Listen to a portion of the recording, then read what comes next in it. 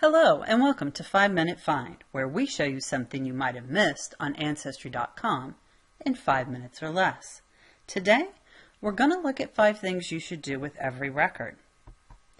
The first thing you should do is source the record. This is so you can find it. You may not have it exactly right, but instructions on where to find this record again can save you a lot of time.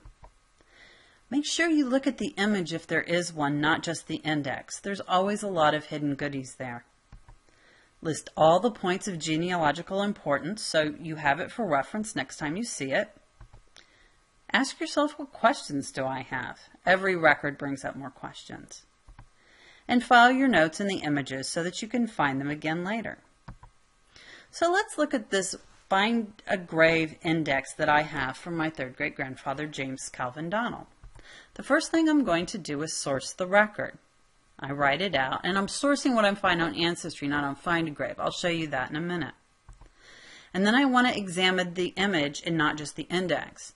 So, since the image is actually online, I'm going to go to Find a Grave. Here's what I find on Find a Grave. So I'm going to write a source for this. This is a different document, so it needs a different source. Find a Grave, databases and images, and make sure that you put the memorial number in there because that's a quick and easy way to always look it up and find it again. I want to examine the image, not just the index. I noticed this information is not sourced. It's in here. There's a whole paragraph on him. But where did it come from? The dates appear to come from the tombstone, so we know that, but the locations are unknown. They say that he was born in Rockbridge County and he died there, but how do they know that? So the description is not sourced. It's important to go through what you see and think about where the information came from and is it credible. I don't know that this information is credible. I don't know it's not, but I do have to think about it. Then I want to list all the points of genealogical importance. What are all the things that I've learned from this?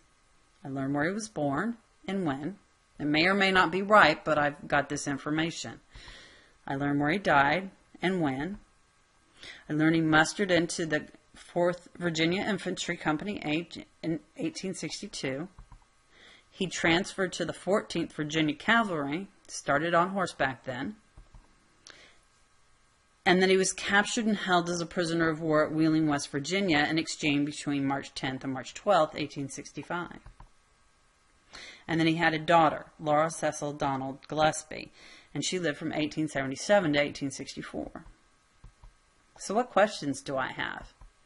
Nothing is sourced. Where did this information come from? Who was he married to? Also, here's another note about why I can use this photo in my presentation. Photos are copyright, and unless you have permission or it's your own photo, you can't use it.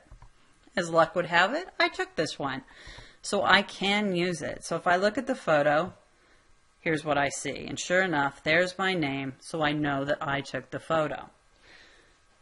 Sometimes people on Find a Grave will give you permission. They'll put it in the notes that you go ahead and use it. But if they don't, you really can't use the photo. It's not yours. Always get permission.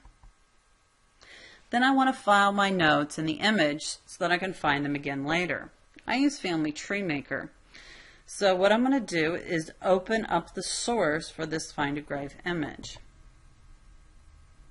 Under Media, I can put the 2 screen captures I have. The screen capture of Find a Grave and also the photo I have for his tombstone.